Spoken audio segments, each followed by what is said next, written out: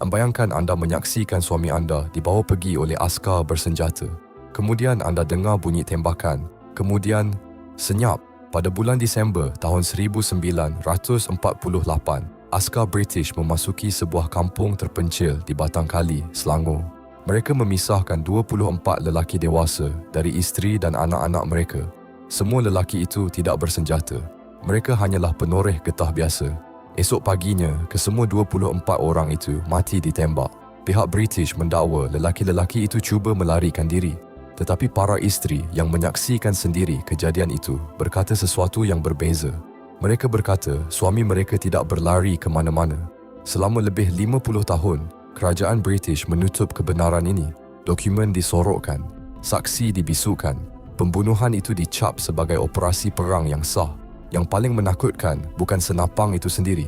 Yang paling menakutkan ialah bagaimana sebuah empayar boleh membunuh 24 orang, kemudian mengubur kebenarannya begitu dalam, sehingga empayar itu sendiri pun sudah hancur sebelum kebenaran itu timbul semula ke permukaan.